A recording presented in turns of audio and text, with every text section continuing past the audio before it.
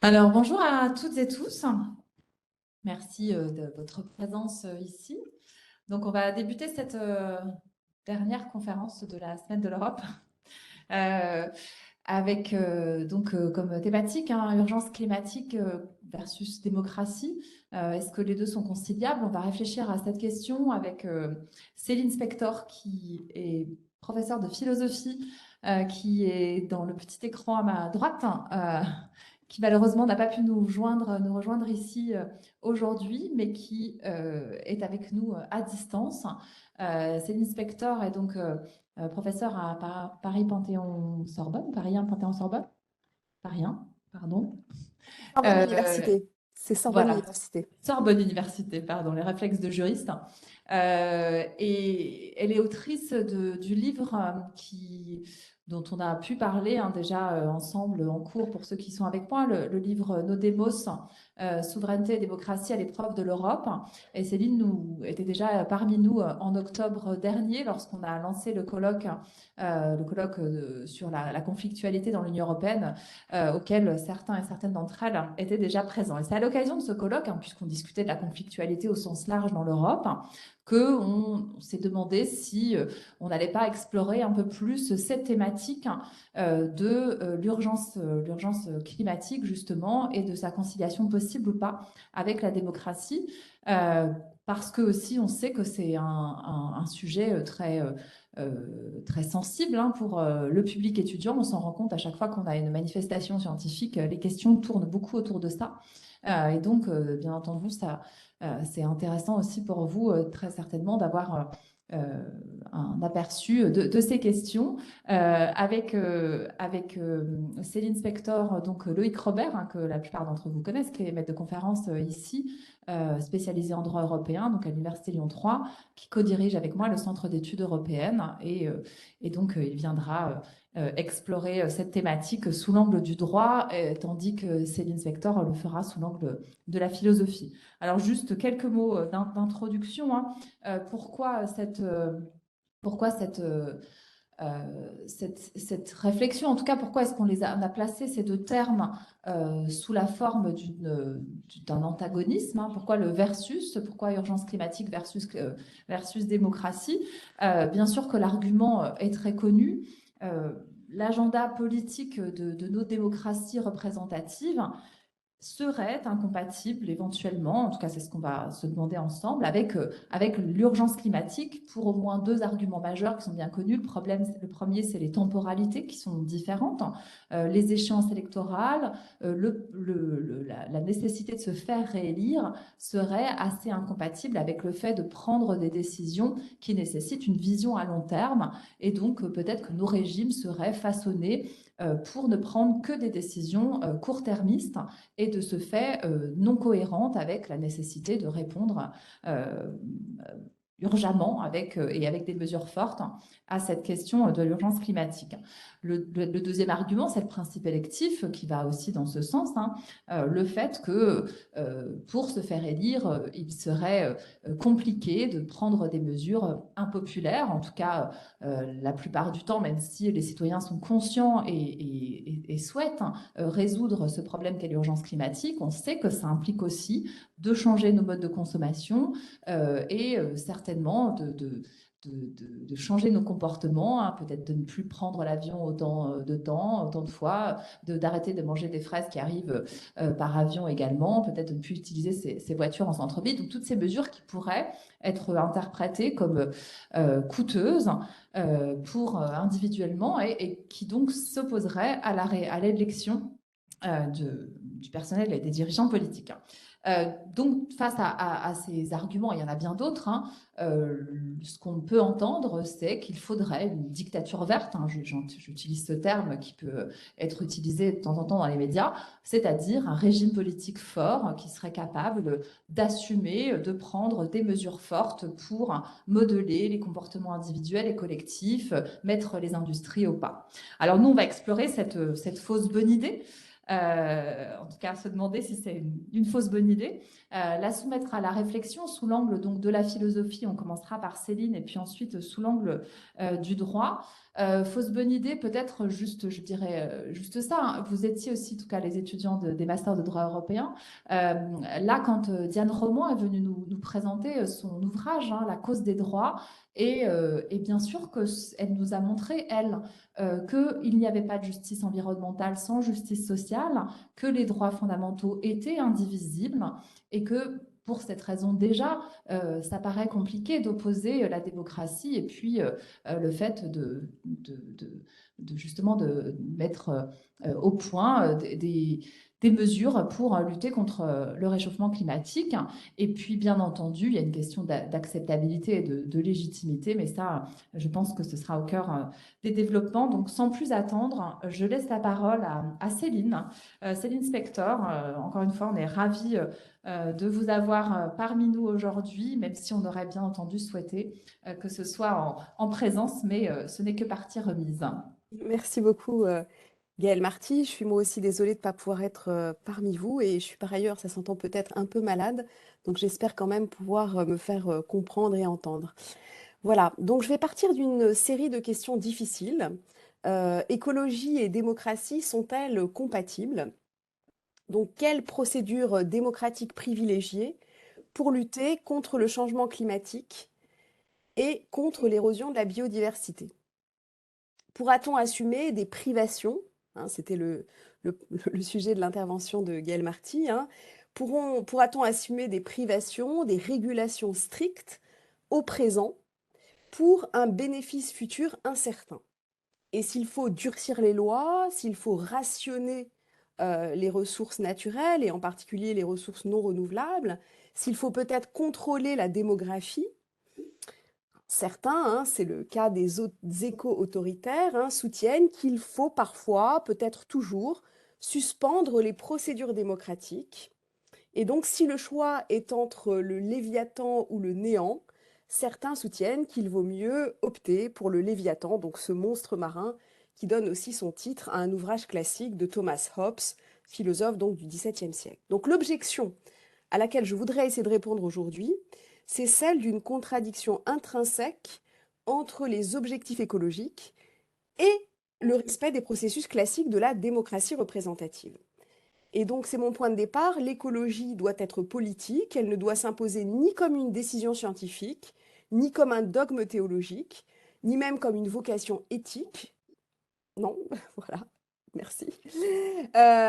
Pour sortir de ce qu'on appelle l'acrasie, c'est-à-dire la faiblesse de la volonté, hein, où nous sommes, sans recourir à une rhétorique messianique, il nous incombe de faire entrer l'écologie de plein droit au sein de la délibération démocratique.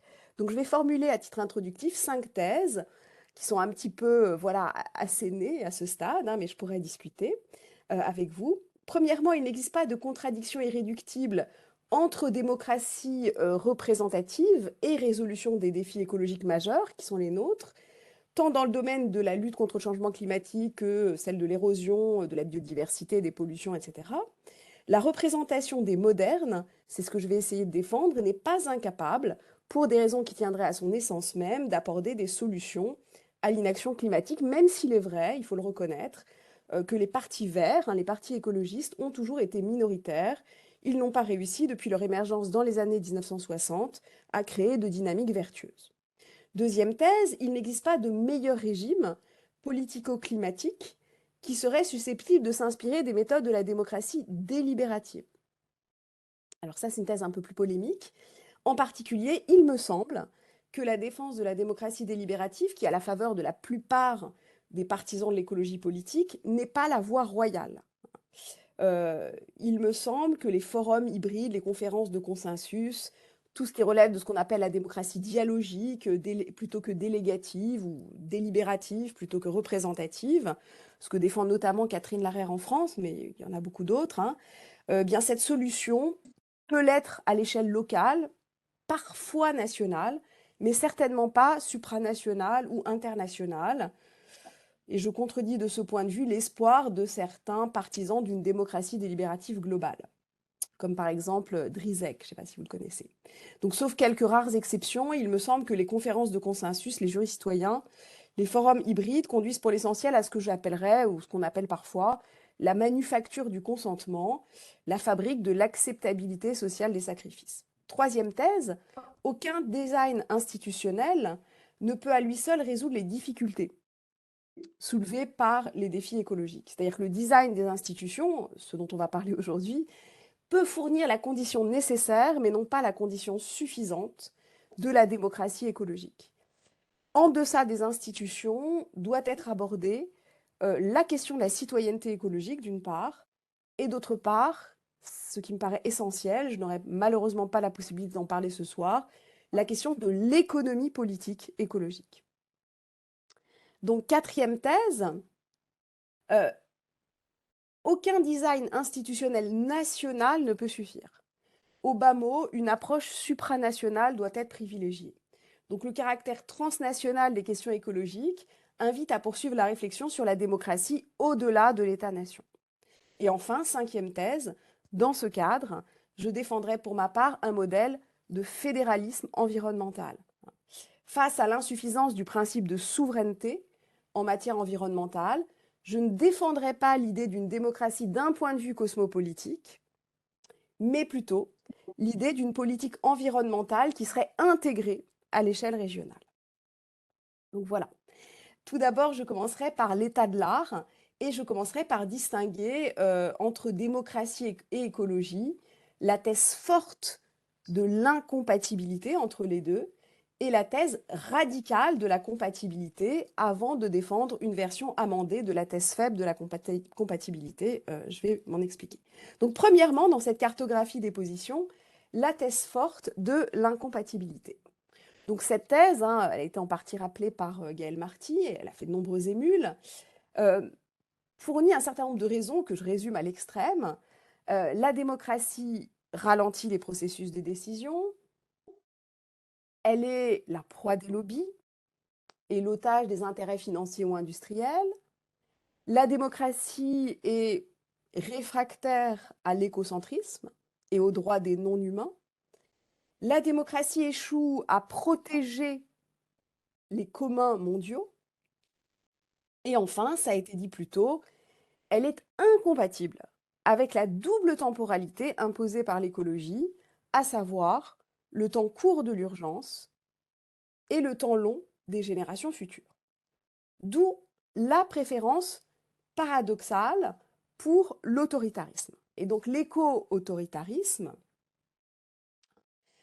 défend la thèse selon laquelle l'autocratie permet de lutter contre l'inertie démocratique et l'impuissance face aux intérêts économiques, ou encore la sanctification des libertés individuelles et la sclérose dans des procédures sans fin, le court-termisme et la myopie, en utilisant le pouvoir et les ressources pour effectuer les choix difficiles, sans s'inquiéter du vote et des préférences des citoyens. Donc, ça serait l'avantage fondamental politiquement de l'autocratie. L'autocratie, en général, bénéficie d'une centralisation accrue. Elle bénéficie de procédures technocratiques et hiérarchiques qui permettent l'implémentation des solutions sans résistance ni désobéissance. Alors, je donne juste un exemple pour illustrer voilà, ce paradigme. Donc, c'est la slide suivante.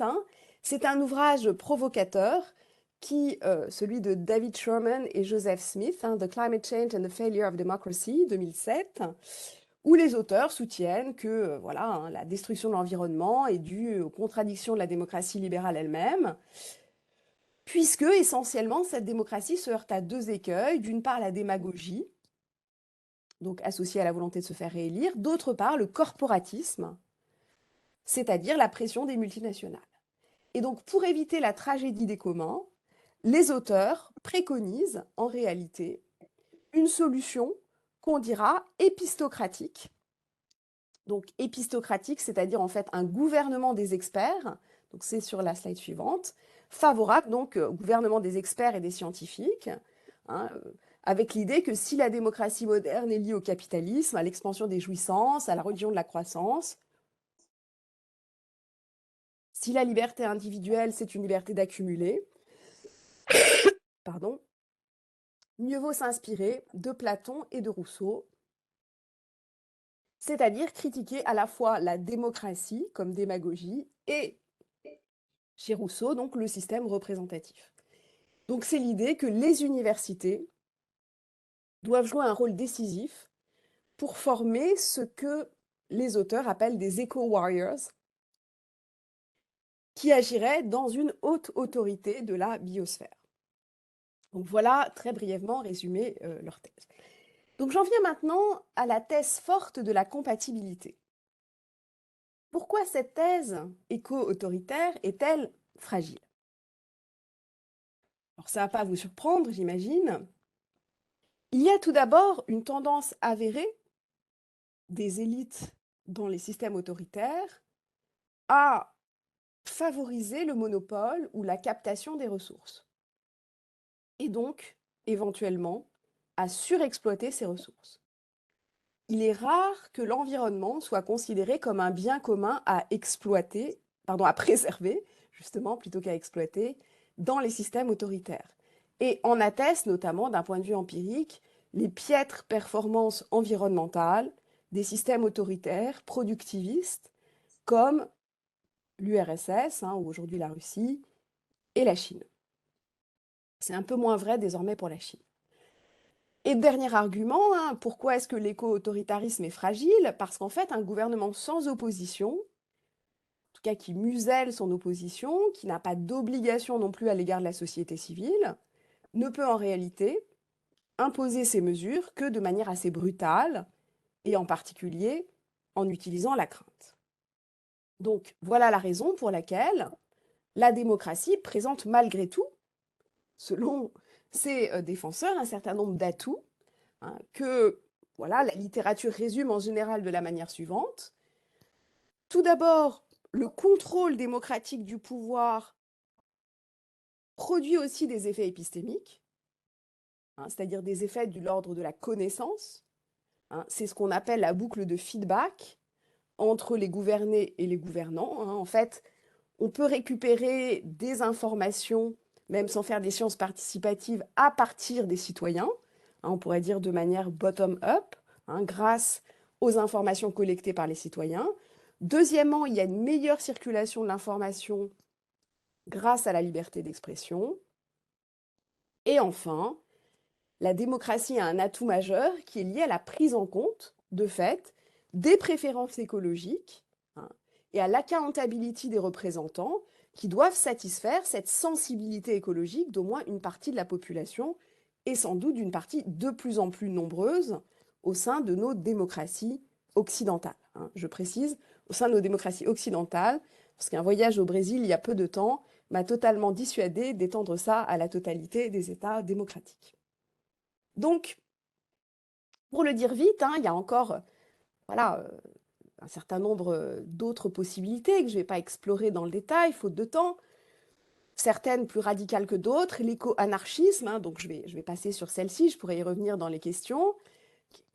Thèse plus radicale. Et puis, celle que je voudrais expliciter davantage maintenant, c'est la slide suivante, qui est en réalité une thèse, on pourrait dire, plutôt éco-républicaine ou éco-socialiste, qui permettrait de dire, bon, certes, écologie et démocratie sont compatibles, mais il va quand même falloir de très sérieuses réformes de nos institutions pour y parvenir. Ce n'est pas quelque chose qui est acquis dès aujourd'hui.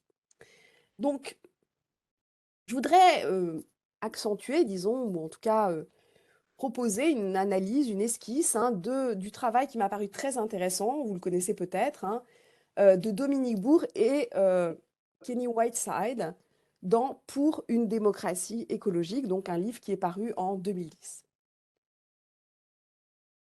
Donc je vais résumer d'abord l'ouvrage avant de proposer quelques critiques.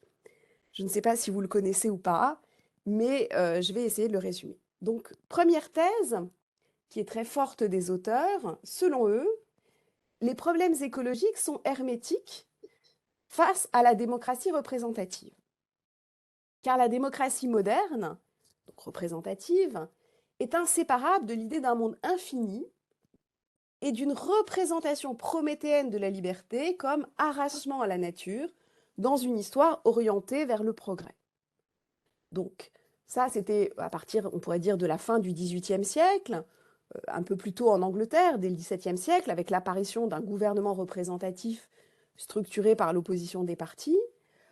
Or, nous entrons, c'est la thèse des auteurs, dans une nouvelle ère métaphysique, celle des limites planétaires, hein, depuis au moins, on a conscience depuis au moins les rapports Meadows de 72, et donc il faut impérativement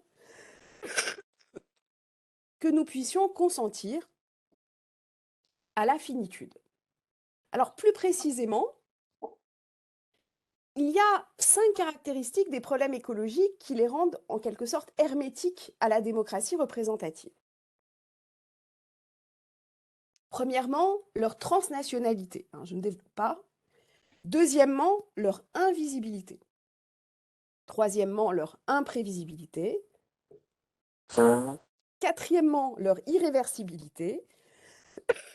Et cinquièmement, les seuils de dangerosité qui sont difficiles à appréhender. Et donc, à partir de ces caractéristiques, les auteurs nous disent que la nature de la représentation ne permet pas, en quelque sorte, de les appréhender de manière adéquate. Pourquoi? Eh bien d'abord, la représentation est territoriale et souvent nationale. C'est une représentation des intérêts, c'est-à-dire des biens ou des maux apparents anticipés. Se pose donc la question de leur agrégation, de leur conciliation, et la démocratie suppose la règle de majorité. Or, à ce jour, il n'y a pas de majorité pour faire appliquer les mesures écologiques nécessaires.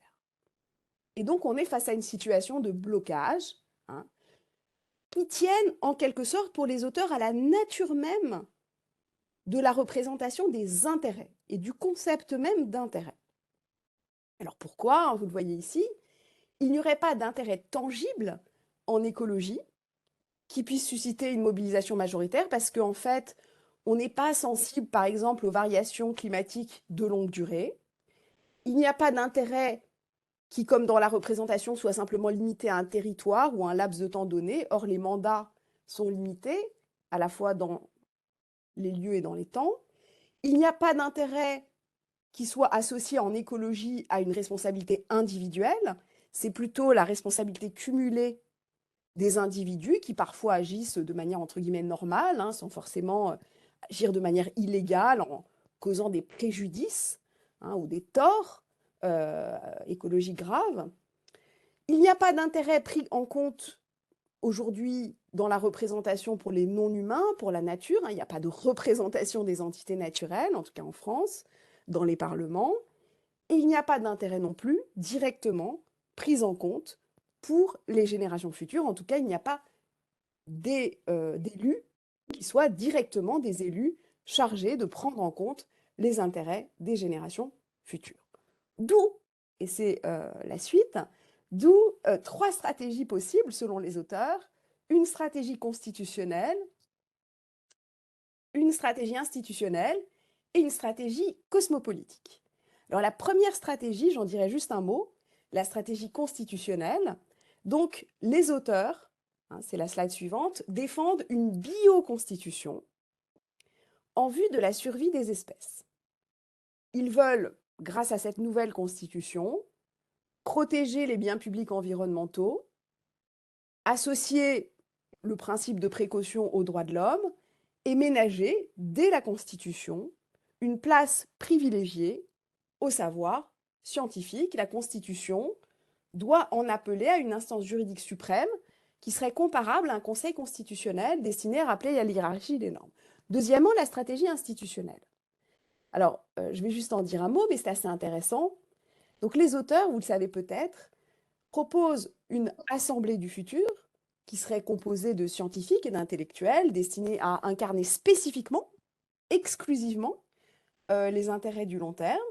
Deuxièmement, un nouveau Sénat, avec des grands projets écologiques et un droit de veto sur les lois. Troisièmement, une modification de l'Assemblée, avec l'introduction de tiers ou de personnalités qualifiées qui, en quelque sorte, contreraient les arguments relevant du lobbying ou les fausses informations. Et argument principal qui va m'intéresser ici, ils défendent aussi une démocratie délibérative et participative qui reposerait essentiellement sur l'amplification de la voix des ONGE, le pouvoir des ONGE qui deviendrait décisionnel et non plus seulement consultatif. Et de ce fait, ils entendent remettre en cause la règle de majorité en affirmant donc que les ONGE pourraient avoir un pouvoir décisionnel particulier au sein des instances législatives et exécutives. Ces ONGE seraient en quelque sorte les gardiens des systèmes naturels. Alors, je ne vais pas m'étendre sur la troisième stratégie, la stratégie cosmopolitique, c'est la slide suivante, mais disons qu'il s'agirait de protéger les biens communs mondiaux, de gouverner le climat et de gérer en commun les ressources naturelles, en s'appuyant là aussi sur les ONGE. Donc, pour conclure ce point, voilà, et avant d'introduire les objections, je voudrais dire quand même qu'il s'agit de, à mon avis, d'un dispositif théorique tout à fait enthousiasmant. Et avant de le réfuter, je voudrais quand même dire qu'il a vraiment de bonnes raisons pour lui. Donc je vais quand même maintenant essayer de proposer un certain nombre de critiques, en particulier de la stratégie institutionnelle. Alors tout d'abord, premier élément, il est difficile, mais je pense que Loïc en parlera plus que moi, il est difficile de compter exclusivement, en tout cas, sur une stratégie constitutionnelle. C'est toute la question de savoir quel poids on accorde à l'idée de faire du droit un environnement sain, un environnement pur, non dégradé, un droit de l'homme à part entière. C'est une piste prometteuse, certes, mais premièrement, tout dépend de l'interprétation. Deuxièmement, encore faut-il donner aux cours les moyens de sanctionner les États qui n'impulsent pas les trajectoires adéquates. Et pour cela, les cours doivent avoir les moyens techniques de savoir quelles sont les trajectoires adéquates des politiques publiques. Sinon, on reste dans un sommeil contentieux, ce qui est le cas le plus généralement. Alors, bien sûr, on a un grand espoir qui a été fourni, et peut-être Loïc, as-tu l'intention d'en parler, par la décision de la Cour de Karlsruhe du 29 avril 2021, puisque les juges ont rendu une décision historique qui fait émerger une approche transgénérationnelle des droits fondamentaux, avec l'idée selon laquelle il est interdit au gouvernement, et ici au gouvernement allemand, de reporter sur les générations futures le fardeau de la lutte contre le changement climatique. Et donc, il y a une doctorante française en droit privé, Émile Gaillard, qui propose deux principes fondateurs au niveau constitutionnel qui seraient, non, on en est encore voilà, au précédent, le principe de non-discrimination et le principe de dignité des générations futures. Alors, bon, très bien, on peut élaborer cette voie constitutionnelle, c'est une piste intéressante, mais aujourd'hui, elle n'est pas encore vraiment généralisée, elle n'est pas encore véritablement répandue. Donc, j'en viens, deuxième point, à la stratégie institutionnelle. Là aussi, il me semble difficile de compter sur la stratégie proposée par Bourg et Whiteside, et en particulier dans leur insistance sur le rôle des ONGE. En effet, l'objection est classique. Comment définir les ONG représentatives? Et comment s'assurer du caractère démocratique de leur fonctionnement interne? On a là le risque classique de l'avant-garde éclairée qui pourrait agir au nom de l'intérêt supérieur de la Terre ou de l'humanité. Et on sait que les pires horreurs dans l'histoire ont été commises au nom d'un intérêt supérieur qui prétend valoir précisément contre la règle de majorité. Donc c'est moi ce que j'appelle le principe de la minorité qualifiée. C'est-à-dire qu'en fait, les ONGE pourraient en quelque sorte s'instituer comme une sorte de minorité qualifiée, ce qui renoue avec le bon vieux système médiéval de la seigneur pars qui a précédé l'instauration des démocraties modernes. Donc, il y a un certain nombre de questions que je ne vais pas développer, mais qui me paraissent importantes. C'est la slide suivante. Comment, dans le système de Whiteside, peut-on doser l'épistocratie, c'est-à-dire le gouvernement des experts, l'Académie du futur, et là, l'autocratie, le tirage au sort auquel ils accordent une certaine part malgré tout, quelque chose comme les assemblées citoyennes pour le climat. Comment est-ce qu'on articule le gouvernement des experts et les assemblées tirées au sort qui justement ne reposent pas sur une compétence technique, scientifique, philosophique particulière des citoyens. Donc on risque d'avoir dans le système de Bourret-Whiteside une illusion classique qui est l'illusion positiviste de ce qu'on appelle le pouvoir spirituel chez Auguste Comte, avec l'idée que les philosophes, les scientifiques, les savants pourront, par leur pouvoir spirituel, imposer naturellement, de manière peut-être charismatique, leurs idées, hein, aussi bonnes soient-elles. Et donc on a un danger qui est celle de transformer l'Assemblée du futur en despote éclairé. C'est un problème classique au XVIIIe siècle, hein, en philosophie politique.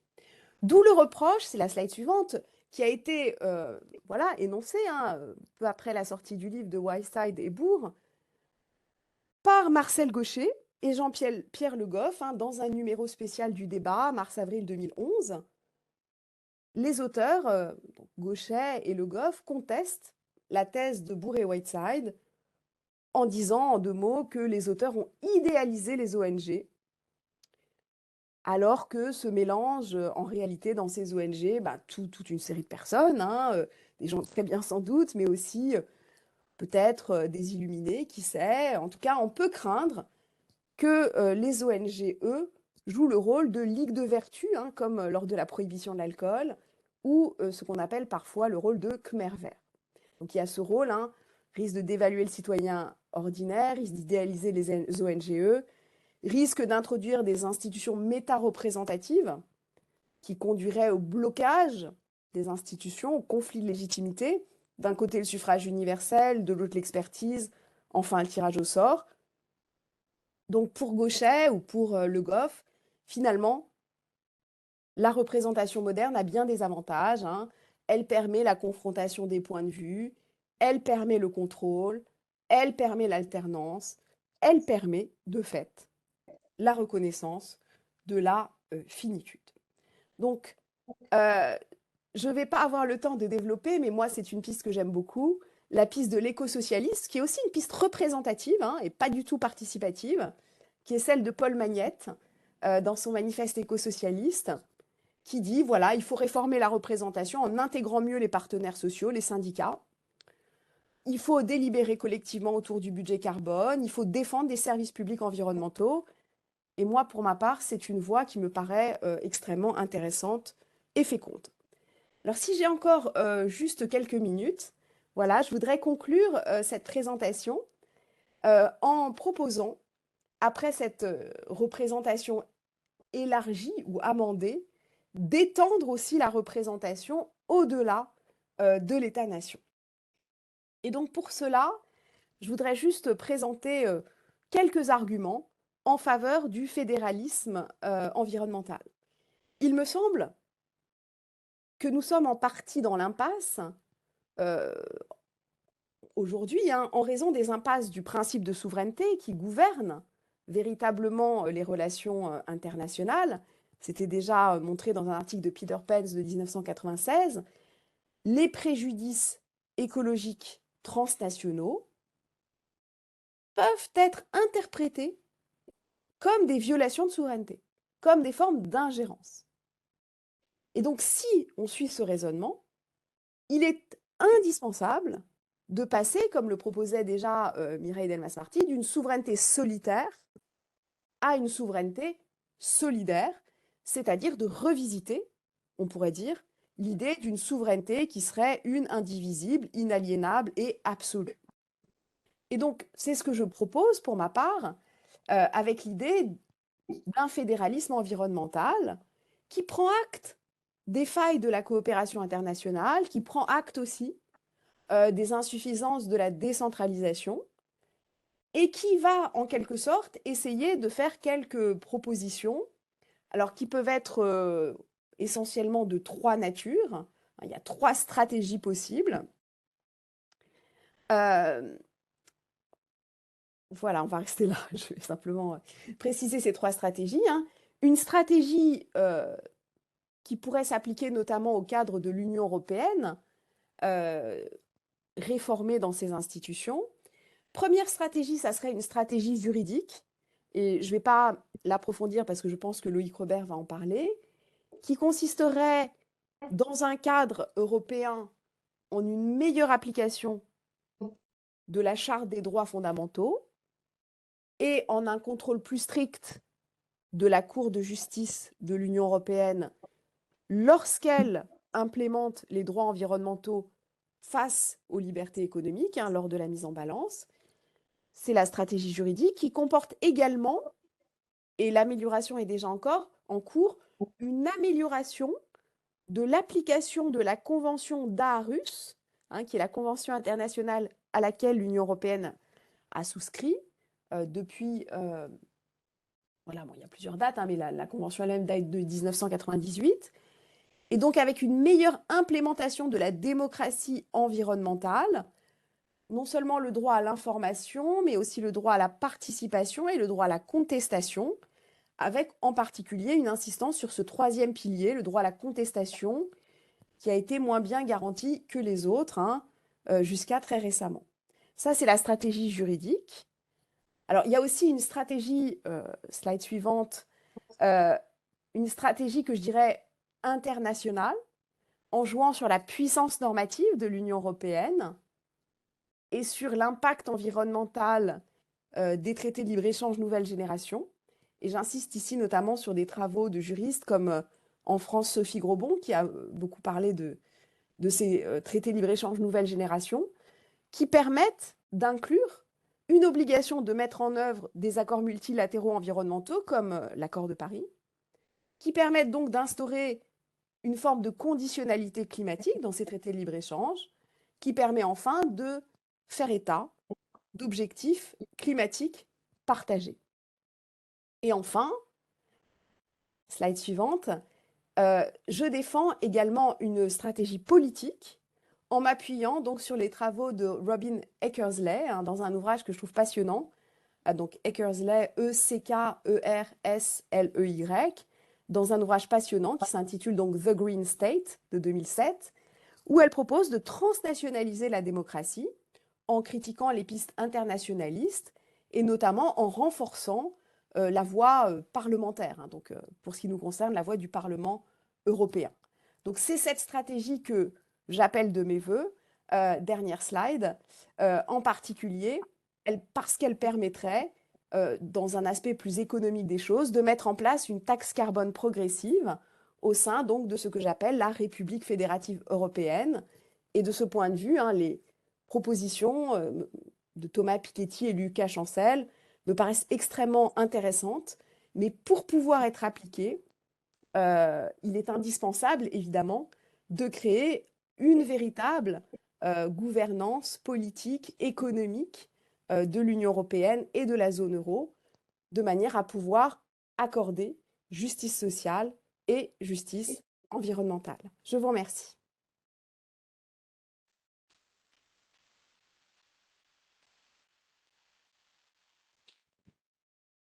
Merci beaucoup, Céline, pour ce propos qui passionnant. En tout cas, on a suivi là dans la salle avec attention tous les cheminements de ton raisonnement et qui nous réconcilie aussi, bien entendu, avec les deux thématiques qui nous sont chères, à savoir l'Europe et le droit, puisqu'on a eu quand même quelques intervenants qui étaient un peu critiques. Ça fait du bien d'entendre aussi un propos plutôt porteur d'espoir sur l'Europe comme un modèle qui peut résoudre nos enjeux de société, et celui-ci en particulier, et puis aussi qui met l'accent sur le rôle du droit pour parvenir à ces solutions-là. Je passe la parole à Loïc Robert maintenant, qui va justement approfondir cette thématique. Alors, merci beaucoup Gaël. Bonjour à toutes et à tous. Et puis, un grand merci à Céline Spector pour son intervention extrêmement riche. Et j'ai peur que la mienne à côté soit beaucoup plus pauvre. Alors, je vous prie de m'en excuser tout de suite. L'idée pour ma part, c'était d'essayer de m'interroger sur l'émergence d'une justice climatique conduisant à une fondamentalisation de ce qu'on pourrait appeler un droit au climat et de voir ensuite quelles conséquences cela peut avoir sur la démocratie libérale et comment essayer de se sortir des différents antagonismes qui peuvent survenir. Alors, par justice climatique, j'entends ici l'expression de revendications de citoyens, de la société civile, d'ONG qui vont se servir des juridictions, qui vont saisir la justice pour faire valoir des préoccupations environnementales, en particulier climatiques. On retrouve ici cette idée de la cause des droits. On parlait de l'ouvrage de Diane Roman tout à l'heure. Par droit au climat, j'entends ici vraiment la consécration d'un droit subjectif à un climat stable qui serait une sorte de déclinaison du droit à un environnement sain, déjà consacré par de multiples juridictions et par plusieurs textes, et qui viendrait donc rentrer dans le patrimoine juridique des individus actuels et on le verra également à venir. Alors, pour essayer de poser un petit peu le cadre, un petit retour en arrière s'impose sur l'émergence de cette justice climatique et sans vouloir balayer l'ensemble du sujet qui est extrêmement large, pour dire que la première affaire qui a retenu évidemment l'attention, c'est l'affaire Urgenda aux Pays-Bas, dans laquelle une fondation avait donc décidé de demander au gouvernement néerlandais d'adopter des mesures permettant de faire baisser de 40% les émissions des Pays-Bas à l'horizon 2020 comparé aux émissions de 1990 et devant une réponse jugée insatisfaisante du gouvernement néerlandais, l'association avait saisi les juridictions qui, à 3 reprises, en première instance en appel, puis ensuite devant la Cour suprême fin 2019, ont donné raison à la fondation et ont enjoint au gouvernement d'adopter des mesures permettant de réduire de 25% les émissions néerlandaises d'ici à la fin 2020. Alors cette première affaire, qui est peut-être d'ailleurs pas la première chronologiquement, mais c'est celle qui a fait le plus parler parce qu'elle était extrêmement spectaculaire. Je reviendrai aussi en partie sur les raisons de cet aspect spectaculaire. Elle a bien sûr donné de multiples vocations partout dans le monde. Le programme des Nations Unies pour l'environnement en 2020 avait dénombré à peu près 1550 procès climatiques à travers le monde, donc on en a eu de partout. Et puis si on se concentre sur la France, on pense bien sûr à l'affaire du siècle.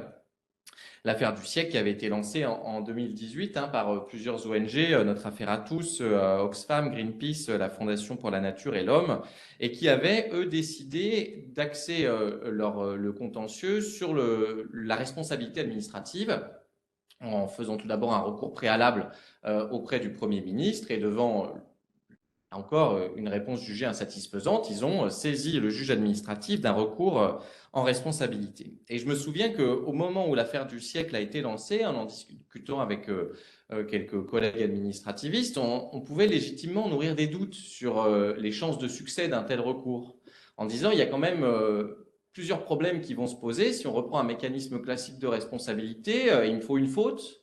Pour qu'il y ait une faute, il faut qu'il y ait la méconnaissance d'une obligation préexistante. Quelles sont les obligations en matière climatique? Et puis, ont-elles été méconnues? Ce n'était pas forcément quelque chose qui allait de soi, même si, on verra, le tribunal administratif leur a donné raison. Deuxièmement, quel est le préjudice? Qui est lésé dans cette histoire? Il faut bien identifier une personne qui a du coup été lésée par la faute. Et enfin, et c'est peut-être le plus compliqué, quel lien de causalité? Évidemment, on sait que les États ont une part tout à fait significative de responsabilité, mais ce n'est pas les seuls. En d'autres termes, si ma maison en bord de littoral est détruite par la montée des eaux, est-ce que c'est la faute de l'État qui n'a pas pris les mesures adéquates ou celle de mon voisin qui roule avec son Hummer dans le quartier? Et auquel cas, si c'est la faute de mon voisin, évidemment, ici, je ne peux pas engager la responsabilité de l'État. Et donc, comment quantifier la part de responsabilité? Ça, c'était des questions évidemment difficiles. Alors, malgré ces différentes difficultés, on le sait, le tribunal administratif, en 2021, a conclu à l'existence d'une faute, d'un préjudice moral, d'un lien de causalité et a par la suite ordonné, en 2022, à l'État d'agir d'ici le 31 décembre 2022. Donc, ça peut marcher. Le contentieux climatique, ça peut fonctionner, on peut aboutir à une décision de justice retentissante. La question qui se pose alors, c'est, d'accord, mais quelles conséquences pour les droits et libertés fondamentaux préexistants. Et quelles conséquences pour la démocratie? Alors, c'est ce que je vais essayer d'explorer autour de 3 points. Le premier, c'est que, de mon point de vue, il est inévitable qu'on arrivera à la consécration d'un droit fondamental à un climat stable. Ça arrivera. Peut-être pas tout de suite, mais ça arrivera. Deuxièmement, une fois qu'on part de cette prémisse, il va falloir concilier ce nouveau droit avec les droits préexistants. Et cette conciliation, eh ben, elle sera peut-être un peu douloureuse pour les libertés. D'où ma troisième question. Bon, alors, quid de la démocratie libérale dans cette histoire? C'est-à-dire, quid de la démocratie au sens formel, quid de l'état de droit et quid de notre conception actuelle des droits et libertés? Alors, tout d'abord, premier point, l'émergence inévitable d'un droit fondamental au climat. Alors, on le sait, si on veut aller vers une véritable subjectivisation d'un droit au climat, il faut trouver le bon réceptacle. Alors, c'était le cas pour les juridictions néerlandaises qui se sont fondées sur la Convention européenne des droits de l'homme pour donner raison à Urgenda. Ce n'était pas du tout, en revanche, la ligne du Conseil d'État en France. Si on reprend les conclusions du rapporteur public sur l'affaire du siècle, il dit clairement, ça ne m'intéresse pas, moi, la Convention européenne des droits de l'homme, c'est pas l'idée, d'accord? Éventuellement, des obligations internationales, reprises en droit interne, la loi de 2019, ça oui, je sais ce que c'est. Par contre, je ne peux pas ici utiliser les droits fondamentaux. Or, le problème, c'est que si on veut véritablement, de mon point de vue, et je ne suis pas le seul, je pense, véritablement obliger l'État à prendre les mesures qui s'imposent pour préserver le climat, la fondamentalisation peut être extrêmement efficace.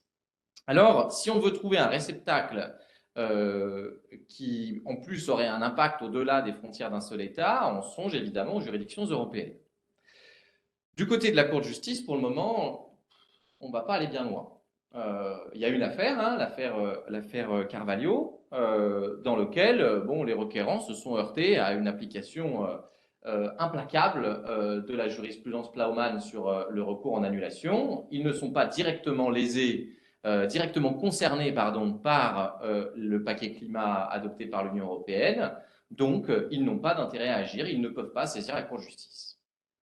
Aussi, c'est donc du côté de la Cour européenne des droits de l'homme que les potentialités sont évidemment les plus évidentes, et cela fait bien sûr écho aux 3 affaires pendantes actuellement devant la Cour européenne des droits de l'homme, dont je vous précise d'ailleurs que 2 d'entre elles donneront lieu à une audience devant la Grande Chambre la semaine prochaine, audience qui est filmée, diffusée et qui ensuite est accessible librement, ce qui permettra ensuite que vous puissiez avoir un aperçu concret. Alors, ces 3 affaires, je ne rentre pas dans les détails. C'est tout d'abord l'affaire dite des jeunes Portugais, l'affaire Duarte Agostinho et autres contre Portugal et 32 autres États, c'est-à-dire les 27 États membres de l'Union européenne, la Russie, l'Ukraine, la Turquie, le Royaume-Uni et d'autres.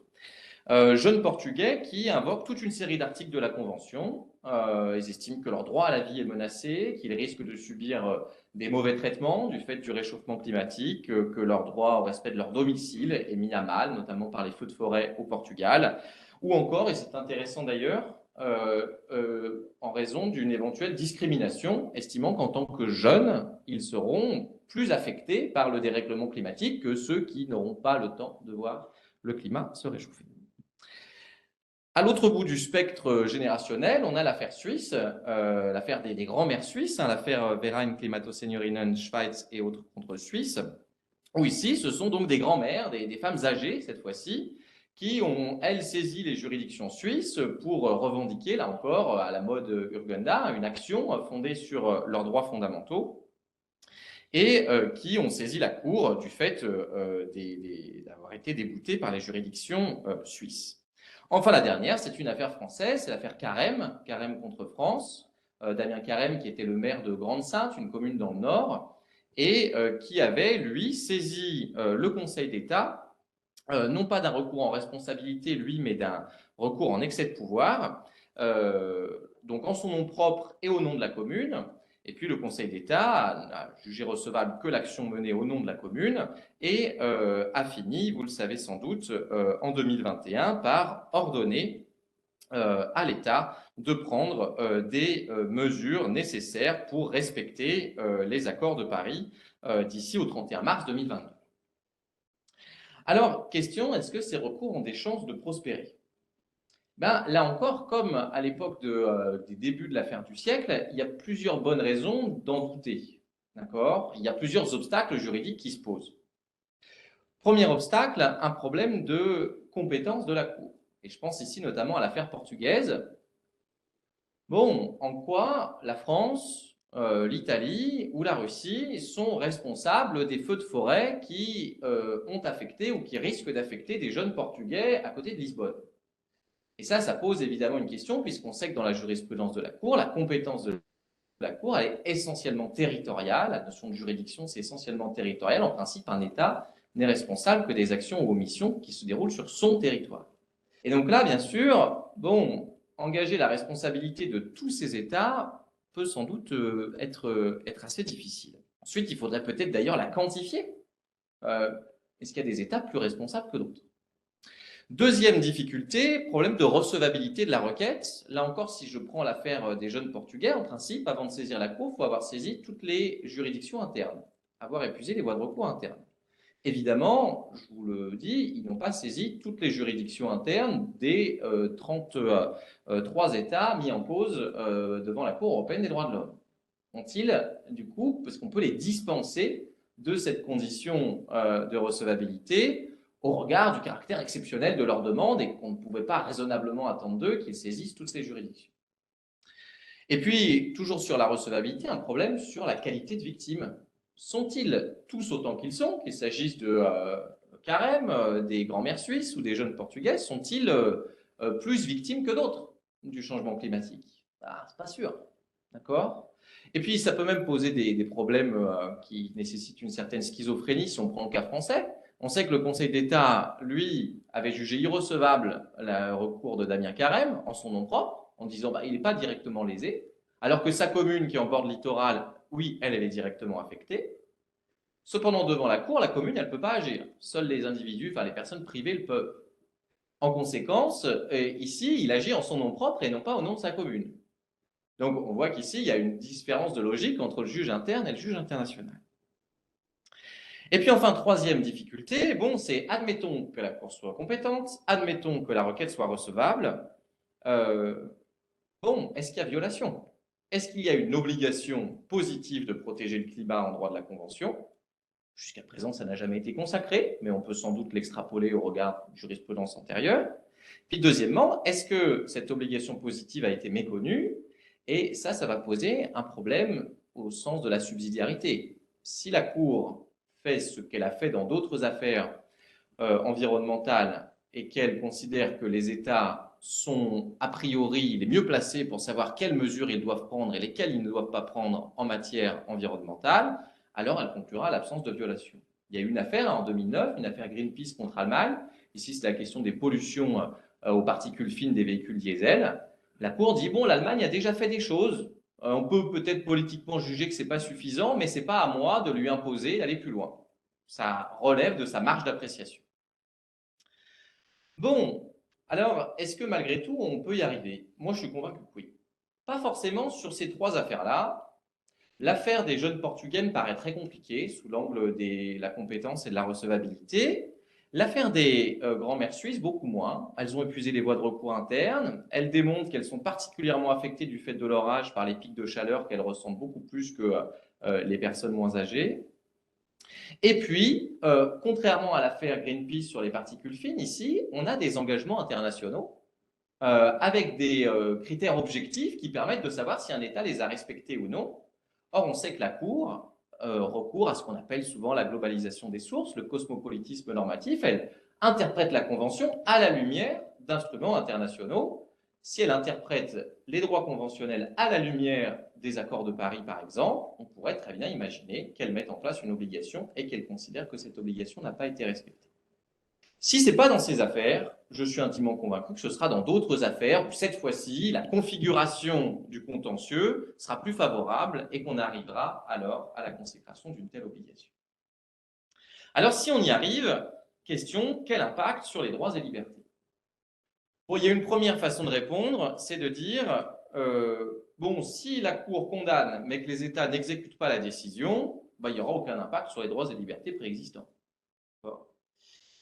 Bon, il est vrai qu'il n'est pas impossible que les États ne manifestent pas un entrain démesuré pour exécuter un éventuel constat de violation. Il est vrai aussi qu'il y aura nécessairement un décalage temporel tout à fait regrettable sous l'angle climatique.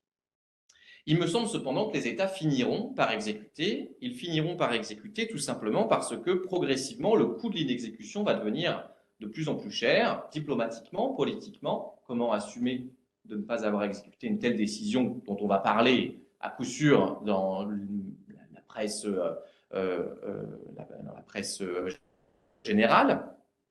Et puis on le voit, bon, ensuite, ces décisions, elles peuvent en amener d'autres. L'exemple type, c'est la question de la pollution atmosphérique et la condamnation au record de l'État à payer ces 10 millions d'euros par semestre de retard pour ne pas avoir lutté efficacement contre la pollution atmosphérique. Donc, je pense que les États finiront par exécuter, en tout cas, je vais partir de ce principe. Alors la question c'est, bon, dans ces cas-là, que va-t-il se passer? Que va-t-il se passer? La Cour constitutionnelle allemande, on en a parlé tout à l'heure, nous a donné un petit peu un aperçu. Elle nous dit bien, hein, il n'est pas tolérable de permettre à une certaine génération d'épuiser la majeure partie du budget résiduel de CO2 en ne réduisant pas les émissions ou en les réduisant de façon relativement modérée, puisqu'une telle approche ferait porter aux générations qui suivent un fardeau écrasant. Et puis elle ajoute, et c'est ça moi qui retient mon attention, à l'avenir, même des pertes graves de liberté seront susceptibles d'être justifiées au regard du principe de proportionnalité et du droit constitutionnel en vue de lutter contre les changements climatiques. Même des pertes graves de liberté. Donc il va falloir concilier ce nouveau droit au climat avec les libertés préexistantes. Et là, le progressiste moyen que je suis se retrouve dans une position assez inconfortable. D'un côté, je suis intimement convaincu de la nécessité absolue de lutter contre le changement climatique, et de l'autre, je suis viscéralement attaché à la protection des droits fondamentaux. Or, en fondamentalisant le climat, on oblige ici le politique et ou le juge à résoudre un conflit de droits fondamentaux, ce qui est sans doute la tâche la plus délicate. Alors, on peut tout d'abord se rassurer en se disant, bon, en fait, ce n'est pas si grave puisque seuls les plus privilégiés, seuls les riches, les méchants, vont devoir s'adapter. Ce serait ici l'idée de distinguer entre les classes dominantes et ce que certains, notamment Bruno Latour, avaient appelé une classe écologique qui pourrait se superposer aux classes populaires et qui serait en voie d'émerger. Finalement, bon, qui sera affecté par l'interdiction des jets privés, par le fait de ne plus pouvoir faire un week-end en EasyJet à Barcelone ou par devoir renoncer à son 4x4 en centre-ville? Pas les plus pauvres. D'accord? Et donc, on pourrait dire, allez, je m'en accommode. Cependant, il me semble qu'il ne faut pas tomber dans cette facilité et il faut reconnaître qu'il faudra prendre des mesures beaucoup plus radicales et qui vont affecter beaucoup plus de monde, y compris des personnes en situation de vulnérabilité, si l'on veut avoir un impact sur le climat. Je reprends ici quelques propositions que j'ai lues à travers mes lectures. Jean-Marc Jancovici, par exemple, le grand pape de la transition écologique, dit voilà, il faudrait octroyer à chacun un quota de 4 trajets en avion dans toute sa vie. Sinon, on n'y arrivera pas. 4 trajets en avion dans toute sa vie. Bon, question, qu'est-ce que je fais du droit au respect de la vie familiale pour, par exemple, les ultramarins en France? Bon, ils pourront voir que 4 fois leur famille dans leur vie. C'est bien, mais pas beaucoup quand même.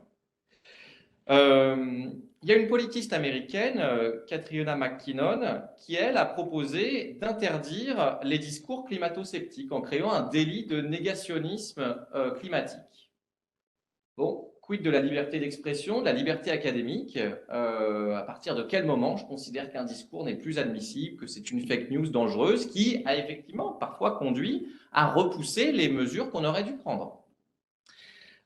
Si je décide de taxer l'essence pour inciter la population à abandonner sa voiture, c'est une atteinte au droit de propriété, à la liberté d'aller et venir, mais c'est aussi une atteinte éventuellement au droit au travail pour tous ceux qui n'ont pas le choix que de se rendre en voiture à leur travail. Si je décide d'interdire les voitures en centre-ville, on l'a suggéré tout à l'heure, bon, est-ce qu'il n'y a pas ici une atteinte au droit de choisir son domicile, protégé par le droit au respect de la vie privée, pour tous ceux qui ont rêvé d'acquérir une maison et qui n'ont pu le faire qu'à plusieurs dizaines de kilomètres du centre-ville où ils travaillent en raison des prix du foncier. Bon, vous le voyez, toutes ces questions-là, on ne peut pas les balayer, à mon avis, d'un revers de main. Et pour certaines de ces mesures, en tout cas, force est de constater qu'une grande partie de la population, et pas seulement chez les plus aisés, loin de là, sont farouchement opposés à de telles mesures.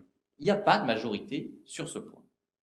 On pense évidemment au mouvement des Gilets jaunes. Alors là encore, on peut se dire oui, mais c'est aussi parce qu'ils sont poussés par des lobbies, par des démagogues qui instrumentalisent ces questions-là. Bon, quand on entend certains politiques prendre la défense des plus pauvres parce qu'ils ne pourraient plus prendre leur voiture, on se demande pourquoi ils n'ont pas été beaucoup plus solidaires des plus vulnérables lorsqu'ils étaient au pouvoir, d'accord? Mais il n'en demeure pas moins qu'aujourd'hui, pour des mesures radicales, sans doute nécessaires pour la lutte contre le changement climatique, il n'y a pas de majorité. Alors, ce violent antagonisme entre les nécessités du climat, désormais fondamentalisées, et puis de l'autre, les droits fondamentaux préexistants, ça pose bien sûr la question de savoir comment on va gérer ce conflit. Qui doit assurer la gestion de ce conflit?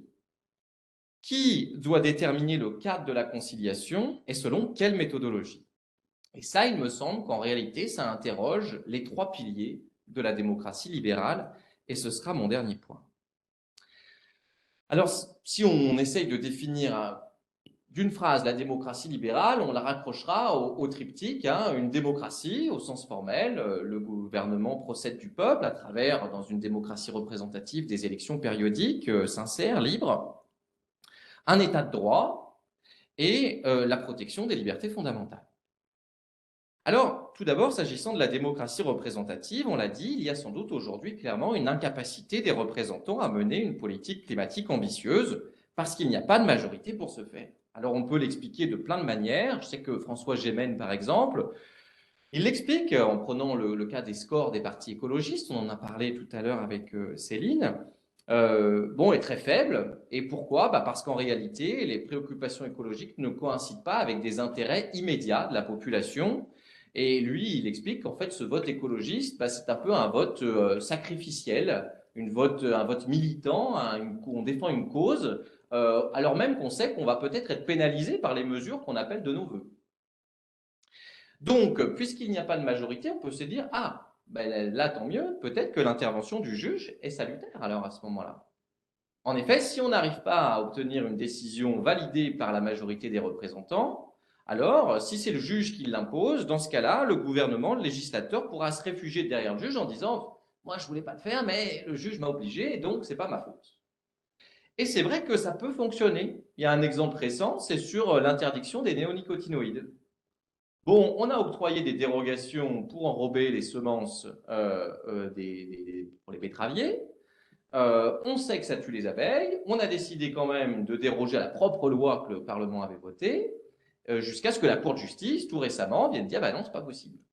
Et le gouvernement a dit vous voyez, là, c'est la Cour de justice, donc c'est pas possible. Donc, résultat des courses, il n'y aura pas de semences enrobées de néonicotinoïdes pour la nouvelle plantation. Cette stratégie, cependant, elle est risquée. Elle est risquée parce que, bien sûr, elle risque de menacer l'état de droit.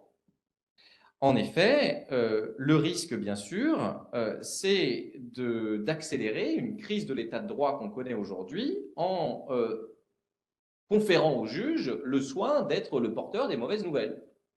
En effet, si on confie au juge la mission de pallier aux insuffisances des politiques, le risque, c'est d'alimenter un procès en illégitimité du juge. De quel droit ce juge viendrait contredire les préoccupations de l'immense majorité de la population? Or, on sait très bien que la défiance vis-à-vis des juges, c'est un problème qui n'est pas propre au climat, on le retrouve sur plein d'autres terrains, et on sait à quel point cela peut nous conduire à un affaiblissement de la démocratie libérale. Enfin, troisièmement, ça va conduire nécessairement à redéfinir les droits fondamentaux et leur régime. Redéfinir les droits fondamentaux, pourquoi? Parce que tout d'abord, il va falloir redéfinir les titulaires des droits fondamentaux. Et sur ce point, l'arrêt rendu par la Cour constitutionnelle allemande est le parfait exemple. On a créé un nouveau titulaire des droits fondamentaux que sont les générations futures, des personnes qui n'existent pas. En effet, c'est sous l'angle d'un contrôle de proportionnalité entre les droits des générations actuelles et ceux des générations futures que la Cour a conclu à l'inconstitutionnalité de la loi allemande. Or, si les générations futures deviennent des titulaires de droits fondamentaux qu'il faut concilier avec ceux des générations actuelles, eh bien, la balance risque de très fortement pencher en matière climatique du côté des générations futures. En effet, si je mets en balance le droit à la vie, voire à la survie de ceux qui vivront sur cette planète dans 50 ou 100 ans, avec le droit de posséder un pavillon de banlieue au lieu d'un logement dans un centre-ville permettant d'utiliser les transports en commun, bon, la question est vite répondue. D'accord? Évidemment que j'ai un droit absolu d'un côté et de l'autre côté, un droit dont on peut se dire qu'il relève du pur confort.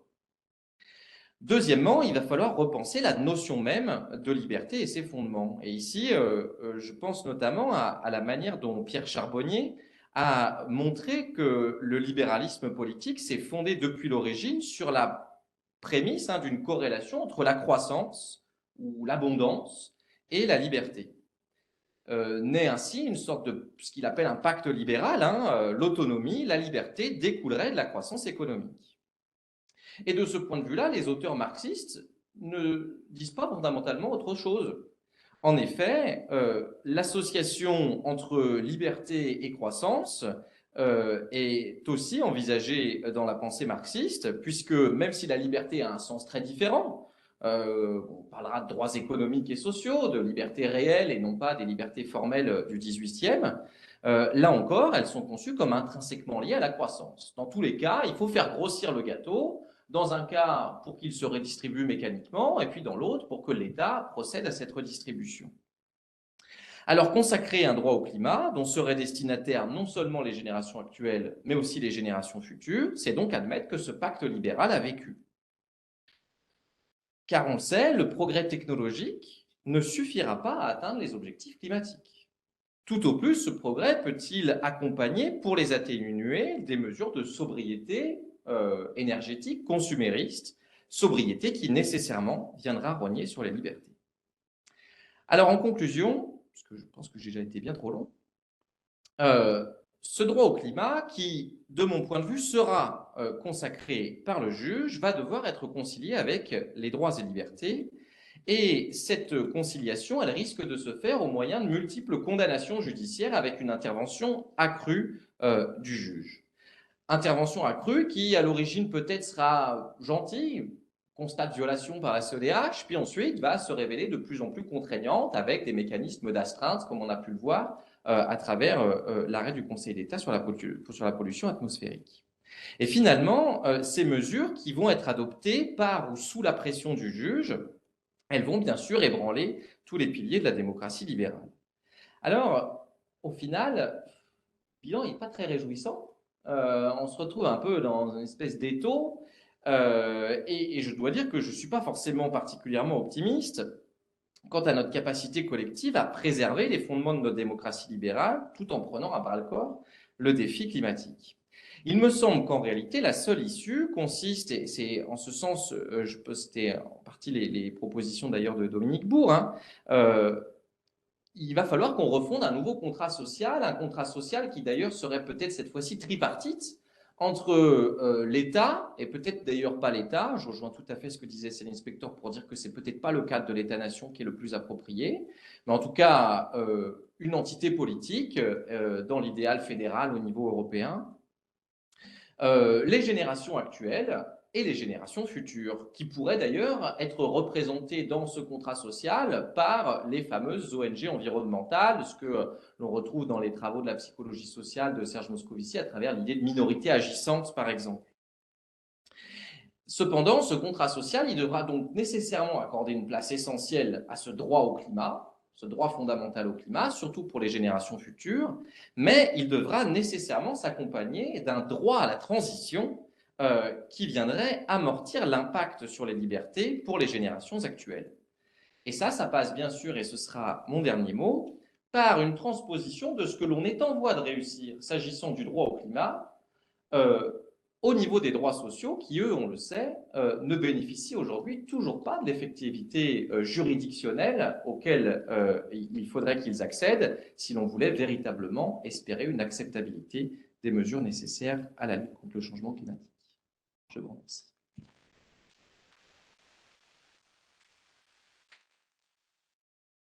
Alors, merci beaucoup, Loïc. Tu disais que le bilan n'est pas réjouissant, mais en tout cas, vos deux interventions montrent, à mon sens, beaucoup de créativité et qui nous obligent, du coup, à penser pas mal différemment. Et je pensais, quand tu parlais de la croissance, il y a aussi beaucoup les travaux qu'on n'a pas eu le temps de mentionner ici, mais des écoféministes, hein, qui, elles, pensent qu'il y a la même logique derrière l'extractivisme, la prédation, la domination des hommes sur les femmes et plus généralement des humains sur les non-humains, qui permettent aussi de repenser ces questionnements.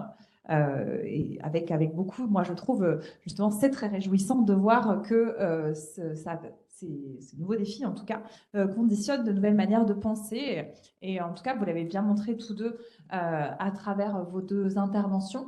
Ça m'a fait penser aussi à autre chose qui est les autres enceintes où on peut penser les choses, notamment, je pense, on avait ce matin, quand on a fait la table ronde Europe et Migration, pour ceux qui y étaient, celles et ceux qui y étaient, au rôle du théâtre et du spectacle vivant et plus généralement des questions de la culture, parce que ce que tu disais sur la responsabilité et la faute a donné lieu à une pièce de théâtre l'année dernière qui était jouée au Théâtre du Point du Jour qui s'appelle La Faute, tout simplement, qui est une pièce de théâtre de François Hien et qui explorait justement les conséquences de la tempête Xynthia qui avait mené à l'inondation de toute la commune de La Faute-sur-Mer et qui, à travers le théâtre, explorait ces liens entre le droit, la démocratie et puis ces questions environnementales, puisque au cœur de son spectacle, c'était justement quels avaient été les échecs du pouvoir politique à se saisir et de manière collective à se saisir de cette question, de l'anticiper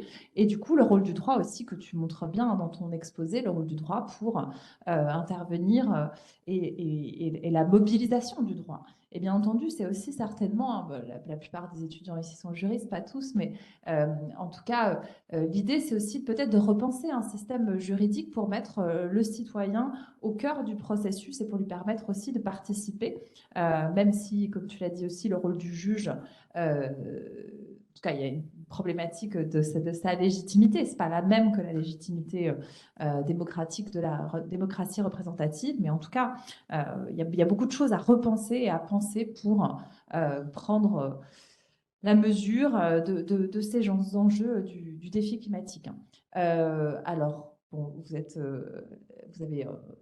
là avec nous et donc je vous propose maintenant de participer, éventuellement en posant des questions à nos deux intervenants. Alors, la possibilité de poser des questions s'adresse aussi à Loïc et à Céline, hein, si vous le souhaitez, et à Johanna qui est en ligne aussi. Je ne sais pas si Johanna, vous nous entendez. En tout cas, nous avons une autre collègue philosophe qui est ici. Donc, la parole est ouverte. On a des micros dans la salle et j'ai chargé quelques personnes de passer le micro. Donc, c'est à vous.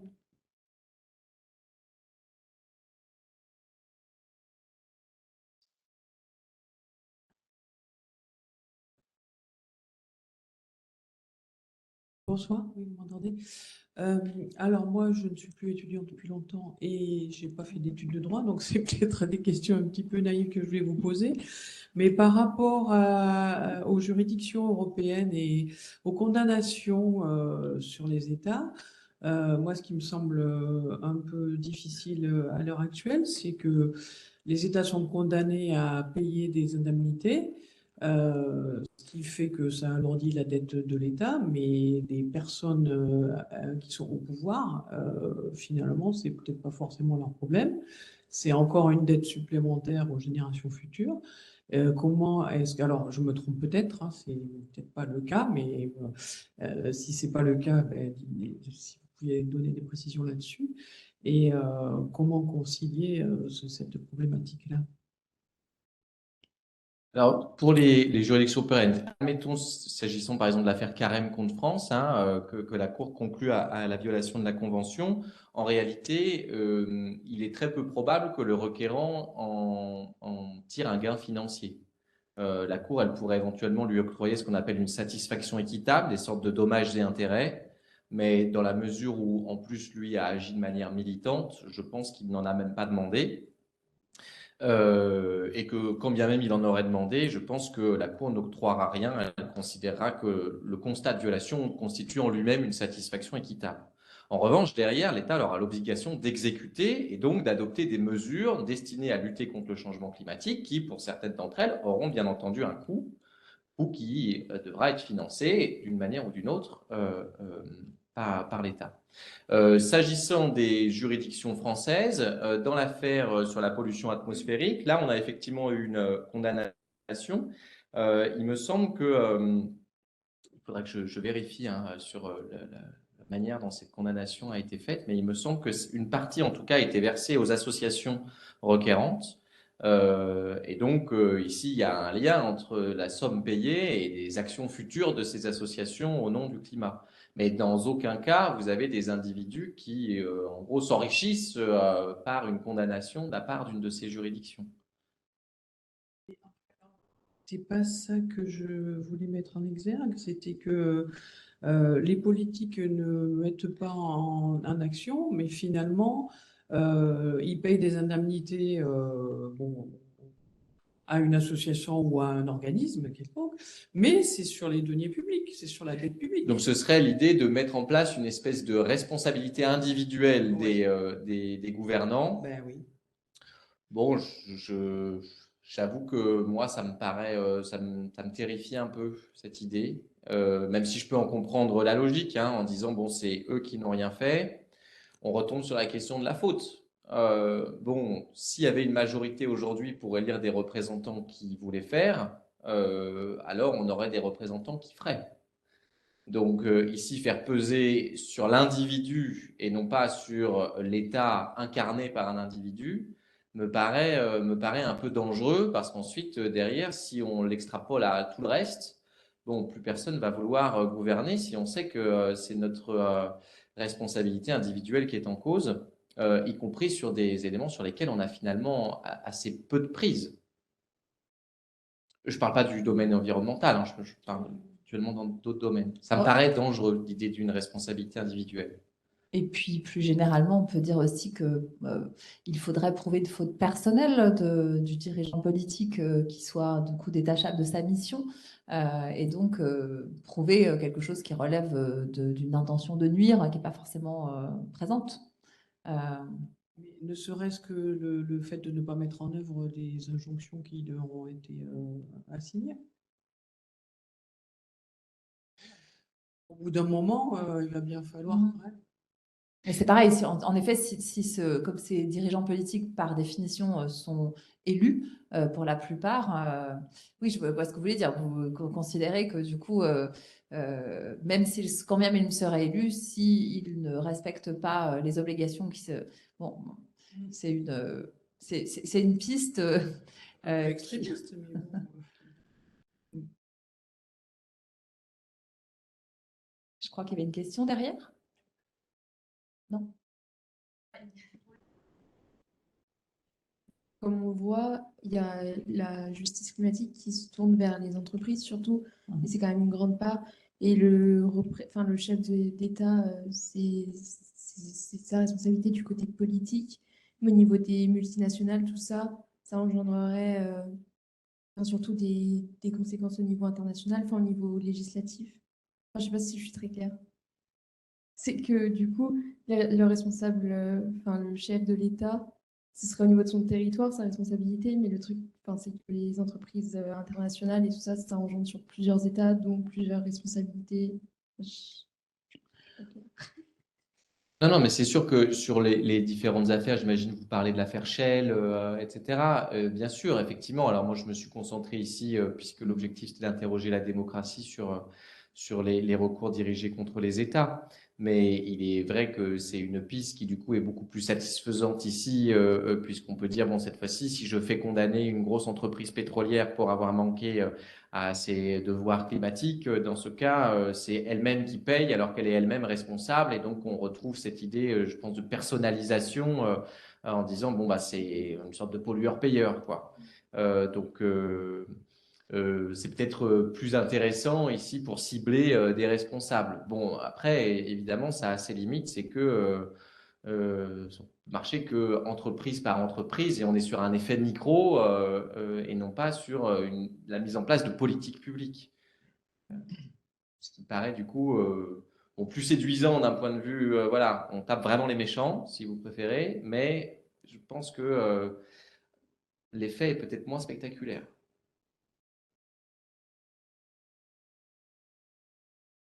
Moi, j'avais une question, enfin, c'est en rapport, le rapport avec la démocratie est un peu minime, c'était par rapport au courant qu'il y a de reconnaître la personnalité juridique au fleuve ou des choses comme ça, et de savoir si vous pensiez que c'était une autre solution viable. Et du coup, la question de la démocratie, parce que, par exemple, qui décide de qui sera le représentant du fleuve ou qui sera le représentant de l'élément environnemental qui sera défendu? Alors, bah, ça, c'est une question qui, effectivement, agite beaucoup, mais peut-être que les philosophes auront Oui. aussi beaucoup de choses à dire sur cette question. Peut-être juste d'un point de vue juridique, dire que c'est quelque chose qui n'existe pas en Europe à l'heure actuelle. L'idée de conférer des droits subjectifs à la nature en général ou à une partie de la nature en particulier. On sait que ça existe ailleurs. On pense bien sûr à la constitution de l'Équateur, au fleuve Wangi, je ne sais plus comment, en Nouvelle-Zélande, où donc on l'a fait. Moi, franchement, je pense que c'est un peu superflu. Je pense que c'est un peu superflu parce qu'en réalité, vous l'avez dit, premièrement, il faudra toujours un humain pour médiatiser les droits de la nature. Et donc, on va retomber sur l'idée de savoir qui est le gardien et quel droit on lui confère d'agir au nom d'un fleuve, au nom d'un arbre, au nom d'un caillou. Euh, Deuxièmement, est-ce que ça apporte une véritable plus-value juridique? Il me semble qu'aujourd'hui, le problème, il est essentiellement sur la mise en œuvre de politiques environnementales. Et je ne pense pas que le fait de créer des nouveaux sujets de droit soit nécessairement une plus-value par rapport au fait qu'aujourd'hui, on reconnaît aux associations environnementales un intérêt à agir devant le juge administratif, par exemple. Bon, notre affaire à tous n'a pas eu besoin que l'atmosphère ait des droits. Urgenda n'a pas eu besoin qu'il y ait des droits conférés à la nature. Donc, il me semble que dans un état de droit dans lequel la justice fonctionne bien, dans lequel on a notamment reconnu un intérêt à agir aux associations environnementales, je ne suis pas sûr que ça change grand-chose. Après, évidemment, ça a peut-être une vertu, c'est de nous inviter à repenser notre rapport à la nature et notre distinction entre les humains et les non-humains, quoi. Et peut-être que ça peut avoir cette vertu-là de montrer qu'on... Mais bon, moi, je suis quand même assez attaché à l'humanisme et assez anthropocentré, donc je ne suis pas convaincu. Peut-être les philosophes sur les questions qui viennent d'être posées, ou en tout cas peut-être la dernière, je ne sais pas, comme vous voulez, Céline, Johanna. Oui, merci. Alors concernant, je suis tout à fait d'accord avec Luc Robert concernant les droits des entités naturelles. Je pense que ça peut pas être une piste, disons, robuste, en tout cas dans nos démocraties libérales occidentales. Alors c'est vrai que la question s'est surtout posée là où il y avait des communautés de peuples autochtones qui accordaient en fait un statut spécial à certaines entités naturelles et éventuellement aux territoires qui entourent ces entités, parce qu'on peut, par exemple, montrer qu'il y a des rituels qui se passent avec, autour de ces entités-là. Et dans ce cas, on nomme certains représentants de ces peuples autochtones, disons les gardiens, les stewards ou les trustees hein, de ces entités naturelles. Mais je ne pense pas que ce soit une voie qui soit généralisable et qui soit susceptible d'être harmonisée avec notre conception des droits subjectifs. En revanche, je trouve intéressante les tentatives, mais alors la philosophique et normative, de réfléchir à ce qu'on appelle la communauté de justice élargie, hein, c'est-à-dire le démos élargi, donc qui fait partie effectivement du peuple, qui doit pouvoir s'exprimer sur voilà, ce qui est l'intérêt commun. Eh bien, là, on peut se mettre à réfléchir sur quelles sont les entités naturelles qui peuvent faire partie de ce démos élargi. Alors, pas forcément, moi, je ne crois pas tellement à la piste de la sanctuarisation, ni pour représenter la nature, ni pour représenter les générations futures. Il ne faut pas nécessairement qu'il y ait un vote en faveur de représentants de telle ou telle catégorie, mais ça peut quand même être intéressant de réfléchir, par exemple, à des systèmes soit de médiateurs des droits, soit à des systèmes d'agences indépendantes, hein, comme ça a été le cas par exemple en Israël, hein, pour le médiateur des droits en Hongrie, qui malgré tout peuvent incarner, représenter les intérêts, hein, de ces entités naturelles comme des générations futures. Donc voilà, il peut y avoir une exploration en ce sens, mais pour moi c'est une exploration démocratique plutôt que stricto sensu juridique.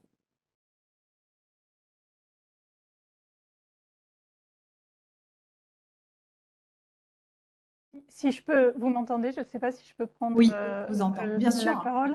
bien sûr. Merci Bon, beaucoup. peut-être une petite présentation, juste puisque je ne vous ai pas présenté, juste un mot. Oui, oui, non. Alors, Spécialité. je suis maîtresse de conférence à la faculté de philosophie de Lyon 3. Je suis désolée de ne pas pouvoir être présente physiquement. Merci beaucoup pour ces deux conférences absolument passionnantes. Je voudrais, ma question porte sur la tension entre démocratie représentative et les questions écologiques, mais en même temps, au fond, elle s'inscrit dans un cadre plus général, puisque ce n'est pas forcément un problème spécifiquement écologique, mais qui, je dirais, est redoublé dans l'écologie, qui est celui, au fond, d'une critique plus générale à l'égard de la démocratie représentative, comme échouant à représenter les intérêts des plus démunis et creusant les inégalités, au sein de nos sociétés. Et au fond, c'est pas seulement la question de la liberté qui est en jeu, c'est vraiment la question de l'égalité qui me semble centrale sur ces questions. Peut-être que d'ailleurs l'intervention de Loïc Robert à la fin, en parlant de cette question des droits sociaux, pointait aussi vers ça. C'est-à-dire que finalement, la question écologique, elle vient redoubler une question qui est déjà sociale, puisqu'on sait notamment que les plus pollueurs sont les plus riches, hein, tout simplement. Donc, est-ce qu'on peut vraiment encore faire confiance, je dirais, étant donné finalement qu'on sait que jusqu'ici, on a peut-être pas complètement échoué, mais en tout cas on sait bien que les inégalités se sont absolument accrues ces 40 dernières années. Si peut-être je peux Oui, bien sûr. proposer une première réponse. C'est la raison pour laquelle moi j'explore plutôt un fédéralisme fiscal, social et environnemental de manière indissociable en fait au niveau régional. Parce qu'à mes yeux, l'article de 2015 de Piketty-Chancel, c'est vraiment une référence absolue. C'est-à-dire, alors bien sûr, on ne va pas oublier qu'on fait de la philosophie politique pour s'en remettre aux économistes, mais la proposition d'appliquer une taxe carbone progressive me paraît être en fait la seule manière de traiter la question des rapports justice sociale, justice environnementale de manière, on pourrait dire, massive, hein, pas à l'échelle de petites interventions ponctuelles dans telle ou telle petite communauté locale. Donc, si on veut la traiter de manière massive, il faut la traiter au niveau régional le plus haut qu'on connaisse, c'est-à-dire l'Union européenne, hein, tout en respectant un principe de subsidiarité. Et il faut la traiter de telle sorte qu'en effet, les auteurs proposent plusieurs scénarios après une analyse vraiment très fine des inégalités d'émissions. Donc en fait, en taxant évidemment soit 1%, soit 10%, et en fait en faisant comme ça des scénarios très différents qui permettent d'épargner les émissions nécessaires et de ne taxer que les émissions de luxe. Et donc, on a quand même un scénario qui me paraît totalement compatible avec la démocratie représentative. Il est peut-être difficile à implémenter pour d'autres raisons, parce que c'est un peu un projet technocratique malgré tout, comme tous les marchés carbone. C'est-à-dire que les marchés carbone, ça peut être très efficace, les taxes carbone, ça peut être très efficace, mais c'est rarement populaire parce que c'est vraiment des mesures technocratiques. Et puis passer par la taxation, c'est jamais très populaire, mais quand même, ce sont les seules mesures qui permettent de concilier justice sociale et justice environnementale, penser une transition juste sur le long terme. Donc, pour moi, l'incompatibilité, elle n'est pas du tout avec la démocratie représentative. La question, c'est est-ce qu'on élit des représentants qui défendent ce genre de taxes progressives? Enfin, je veux dire, ce que Paul Magnette propose, voilà, des services publics environnementaux, y compris à l'échelle européenne, ça me paraît des propositions totalement conciliables avec la démocratie représentative. Donc, moi, je ne comprends pas l'objection de fond. La démocratie représentative, c'est pas en elle-même qu'elle accroît les inégalités. C'est, disons, c'est vrai qu'il y a beaucoup de gens qui s'en détournent parce qu'ils considèrent que leur sort n'est pas suffisamment pris en compte et que du coup ils votent plus. Et ça, je peux très bien le comprendre. Mais à mon avis, c'est pas la démocratie représentative en elle-même, c'est le fait que ben, majoritairement, beaucoup de partis sociodémocrates n'ont pas accédé au pouvoir ou n'ont pas pu mener des politiques cohérentes depuis un certain temps. Vous voyez, pour moi, c'est plutôt ça le problème. Par exemple, il faudrait voir la question en Espagne ou au Portugal, elle est un petit peu différente hein, que celle qu'on a en France.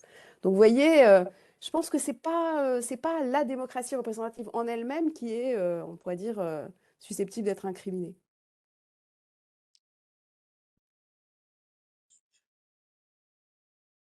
Oui, on peut sur,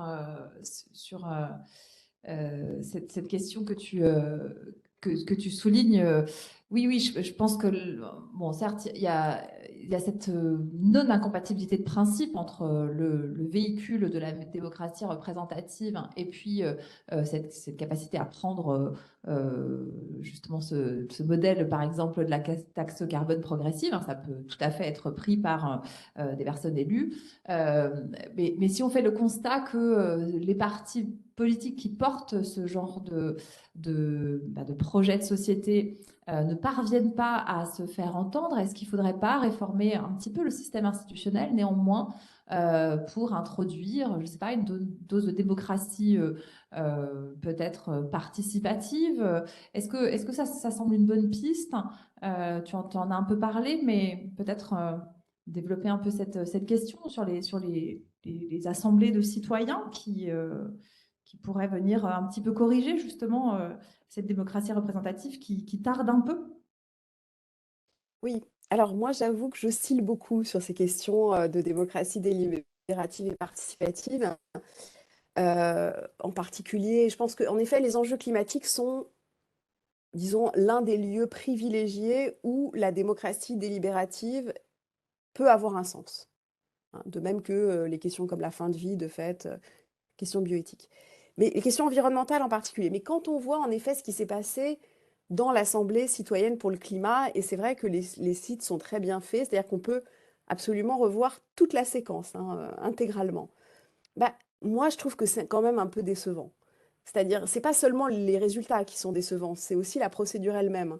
Je ne sais pas si vous avez eu la curiosité d'aller voir, il y a des heures et des heures à visionner, mais en réalité, ce qui se passe quand même dans ces assemblées climat, c'est que ce sont un peu les médiateurs qui font tout. Hein. C'est-à-dire qu'ils expliquent, ils donnent la parole, enfin bon, en fait, ils mènent le jeu, ils mènent la danse avec beaucoup de dévouement et beaucoup de compétences, mais en fait, on voit bien que ça ne peut être réalisé qu'à une micro-échelle. Hein. C'est-à-dire qu'on n'a pas du tout ni les moyens financiers ni les moyens humains de répliquer ça indéfiniment. Donc en fait, pour moi, la démocratie délibérative, ça peut être une expérimentation intéressante qui permet d'accroître l'offre des idées politiques disponibles. Ça, c'est vrai. Par exemple, dans leurs 150 propositions, il y en avait qui n'avaient peut-être pas été déjà énoncées. Enfin, la plupart étaient connues quand même, mais peut-être que certaines n'avaient pas vraiment été énoncées. Et deuxième fonction, c'est la manufacture du consentement et l'acceptabilité des sacrifices. C'est-à-dire que ces individus eux-mêmes peuvent changer de préférence. Hein, c'est la fonction transformative de la démocratie délibérative et donc s'orienter vers des politiques plus tendues vers l'intérêt général ou encore ensuite en rentrant chez elles après la conférence, en parler autour d'elle et créer un effet d'entraînement qui fait que les préférences à court terme, les préférences égoïstes sont moins valorisées. Bon, ça, c'est ce qu'on dit de mieux sur la démocratie délibérative. Mais je suis quand même sceptique sur son effet d'entraînement pour 2 raisons. Premièrement, l'articulation démocratie délibérative et représentative, elle est très difficile. Et on l'a bien vu, Emmanuel Macron avait promis une sorte de passage sans filtre des propositions. Ça n'a évidemment pas été possible. On ne peut pas court-circuiter la démocratie représentative de cette façon. Et les parlementaires se sentent, entre guillemets, méprisés, court-circuités. Donc, ce n'est pas possible de faire comme ça. Les soumettre directement à référendum, là aussi, ça c'est possible, mais ça peut être assez délicat. Est-ce qu'il faut eux-mêmes en discuter, de savoir si certaines de leurs propositions devaient ou non être soumises à référendum. Et finalement, ils ont déterminé que seules certaines et très peu pourraient l'être. Donc, comment est-ce qu'ensuite on utilise, hein, ça a été aussi posé pour la Convention sur l'avenir de l'Europe, comment est-ce qu'ensuite on utilise cette offre politique? Comment est-ce qu'on est-ce qu'on la rentre dans les politiques publiques? Et la difficulté est là, parce qu'en fait, les citoyens tirés au sort, ils n'ont pas d'accountability, de reddition des comptes. Ils ne sont pas responsables. Donc, premièrement, l'échantillon tiré au sort, c'est un petit échantillon, c'est un microcosme. Ça ne respecte pas l'égalité des chances électorales, donc en un sens, c'est injuste. Et deuxièmement, la seconde facette de l'injustice, c'est que il n'y a pas de responsabilité politique. Alors tout à l'heure, on voulait engager une responsabilité pénale ou civile pour les dirigeants politiques, mais là, les citoyens tirés au sort, ils n'ont aucune responsabilité. Ni pénale, ni civile, ni politique. Donc en fait, ils ne peuvent pas être congédiés s'ils ont des mauvaises idées, ils ne peuvent pas être, etc. Bon. Donc je pense que la solution des formes hybrides, conférences de consensus, sondages délibératifs, etc., pour moi, c'est l'expérimentation. Et c'est intéressant à faire parce que ça implique la société. Et on peut dire que médiatiquement, ça peut avoir un écho très intéressant. Mais ça ne pourra jamais, à mes yeux, se substituer aux procédures représentatives. Et il y a juste un exemple que je voudrais évoquer, c'est l'exemple de la Convention mondiale pour le climat. Je ne sais pas si vous avez suivi. C'était il y a 2 ans. En fait, il y a vraiment eu un tirage au sort avec 17 Africains, 17 Asiatiques, il y avait un Français. Enfin, voilà, bon, c'était un tirage au sort vraiment pour une assemblée mondiale climat. J'ai fait toutes les recherches que j'ai pu, je n'ai trouvé aucune information sur le résultat positif de cette assemblée. Pourtant, elle s'est réunie sur Zoom avec question de décalage horaire, mais ils se sont réunis, ils ont travaillé. Aucune idée du résultat. Donc, je pense que fondamentalement, c'est très difficile à mettre en œuvre, ça demande beaucoup, beaucoup de moyens. Et l'insertion dans le système politique est assez délicate. Voilà, c'est pour ça que je suis un peu pessimiste. Alors, je te rejoins sur les constats que tu fais. Moi, j'ai participé en tant qu'expert à la conférence nationale sur l'avenir de l'Europe, où il y avait 700 citoyens qui avaient été tirés au sort pour réfléchir à la réforme des traités. Alors, il faut beaucoup de moyens. D'ailleurs, c'était des sociétés privées de consulting qui ont organisé, qui ont été largement payées pour organiser tout cet événement, qui en plus... donc du coup, là, je ne vais pas aller dans ce sens, mais après, je vais tempérer quand même. J'ai vu qu'en fait, c'était beaucoup eux qui se faisaient le filtre des propositions citoyennes, puisqu'à un moment donné, il faut quand même quelqu'un qui vienne récolter le fruit de tout ce que les citoyens, ce dont les citoyens discutent.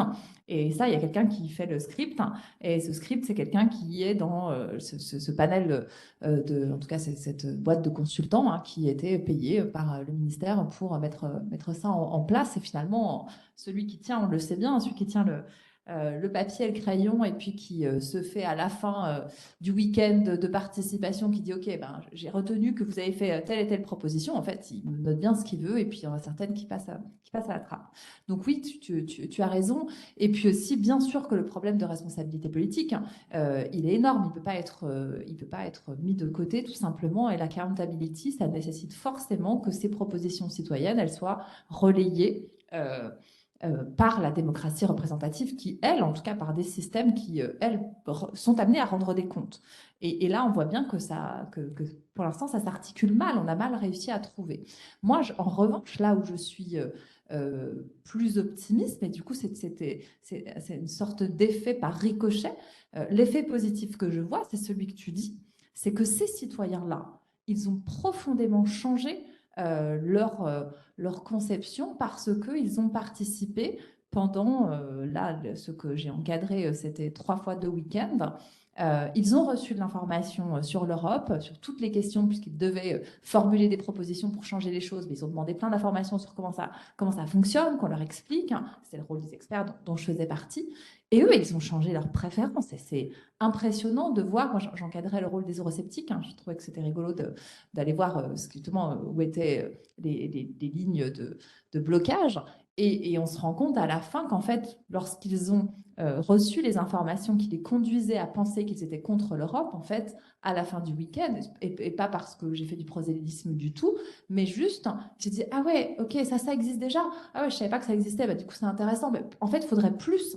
Et à la fin du week-end, ce groupe qui se qualifiait lui-même comme eurosceptique était arrivé à la conclusion qu'en fait, il souhaitait pas forcément pas d'Europe, mais une autre Europe, et une Europe plus sociale, plus protectrice des citoyens, qui était une Europe plus politique, et en tout cas avec des autres choix, et notamment en matière sociale et environnementale. Donc oui, pour ces panels de citoyens, l'implication politique les a amenés à certainement changer leur manière de voir les choses, leurs préférences, et donc peut-être va avoir un impact sur leur vote et sur ce qu'ils vont ensuite promouvoir dans la démocratie représentative. Et finalement, c'est pas l'effet attendu, c'est pas l'effet premier. Quand on met en place une convention citoyenne de ce type, on nous dit pas, on le fait pour que les quelques citoyens qui soient tirés au sort soient mieux informés. On dit, on veut un réservoir d'idées. Mais je suis tout à fait d'accord avec toi, là où il y a le meilleur impact, c'est sur ces personnes-là. Et ce qu'ensuite elles vont tirer de cette expérience, et aussi très certainement leurs proches. Je discutais avec les citoyens qui me disaient que eux aussi, du coup, ils avaient raconté à leurs conjoints, à leurs enfants, à leurs parents, qu'en fait, tout ce qu'ils avaient appris, ils ont aussi partagé ça. Il y a d'autres questions, remarques, observations?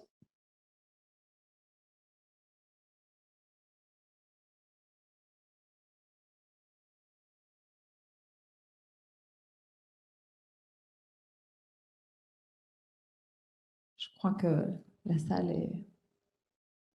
On a achevé tout le monde.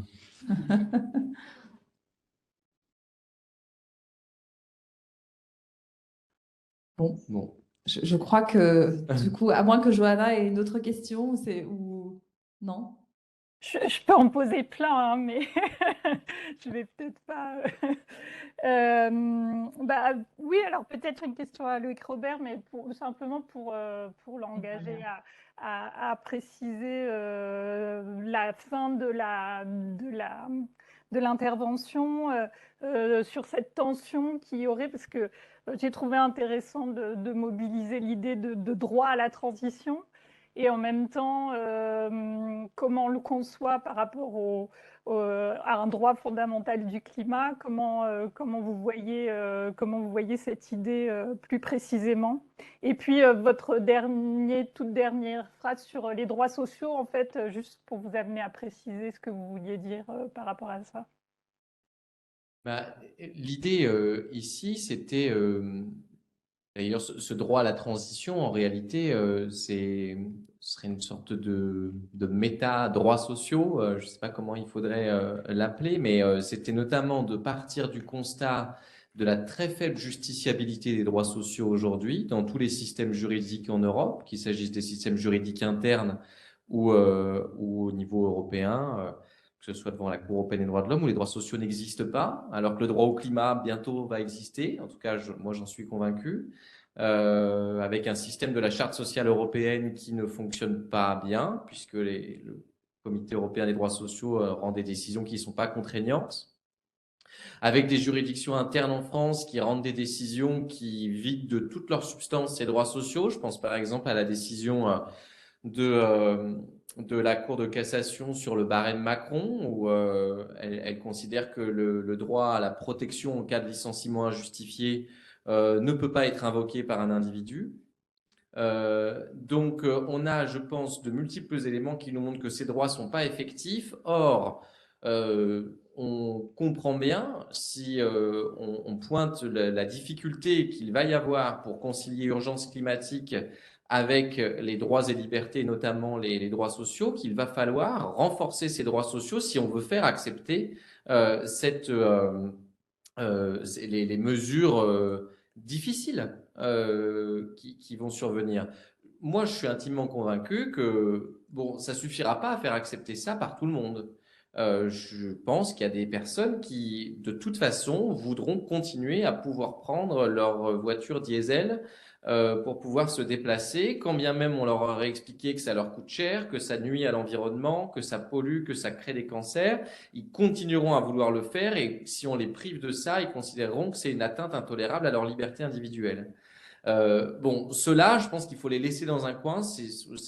On n'arrivera pas à les retourner. En revanche, je pense qu'il y a une très grande partie de la population aujourd'hui qui, si elle ne vote pas pour des élus qui prônent des mesures extrêmement ambitieuses d'un point de vue environnemental, c'est parce qu'aujourd'hui, elle considère que c'est totalement contre leur intérêt que de voter pour des écologistes convaincus. Et donc, il faut arriver à créer cette classe écologique dont parlait Latour. Pour moi, elle ne peut survenir que si vraiment on arrive à faire coïncider les intérêts immédiats des catégories les plus vulnérables avec les intérêts du climat. Et pour ça, il faut donc un droit à la transition, c'est-à-dire évidemment des politiques publiques extrêmement ambitieuses sur le logement pour permettre une plus grande isolation des logements, une politique de construction de logements dans des zones dans lesquelles on peut ensuite se déplacer sans avoir besoin de recourir à une voiture. Et tout ça, bien sûr, ça va passer par un interventionnisme économique qui va nécessiter des ressources, d'où le fait que je souscris parfaitement à l'idée d'une taxe carbone progressive et où je m'effraie du fait qu'aujourd'hui, il n'est plus possible d'évoquer même la fiscalité, puisque c'est le programme politique de nos gouvernants aujourd'hui, c'est un tabou, on ne peut pas y toucher. Donc, si on se prive de ça, je pense qu'on n'arrivera pas à entraîner les masses. Et je pense que c'est peut-être ça que n'ont pas réussi à faire les partis écologistes, contrairement au parti communiste de l'après-Seconde Guerre mondiale, c'est d'avoir réussi à devenir des partis de masse et à avoir réussi à faire coïncider un idéal avec des intérêts immédiats de la population. Et je pense que c'est peut-être le plus grand reproche qu'on peut leur faire aujourd'hui. Eh bien, merci. Céline, tu veux ajouter quelque chose? Non, c'était parfait. Je suis en plein accord Bon. avec ce qui vient d'être dit. Merci beaucoup. Merci Céline d'avoir été présente avec nous en distance aujourd'hui et d'avoir accepté de faire ton intervention malgré ton état de santé. C'était adorable d'être là avec nous. Merci Loïc pour, voilà, tout le monde le connaît ici et pour son franc-parler et puis son intervention également. Johanna également, j'espère qu'on aura l'occasion de se recroiser rapidement vu que vous êtes lyonnaise. Merci aux étudiantes et aux étudiants qui êtes présents aussi ce soir. Vous savez que demain, le DHC, le doctorat honoris causa, a été annulé. Vous avez reçu l'information, c'est très bien. Et il me reste à vous souhaiter une bonne fin de soirée, journée déjà, avant la soirée. Et on peut mettre un terme. Bonjour. Merci.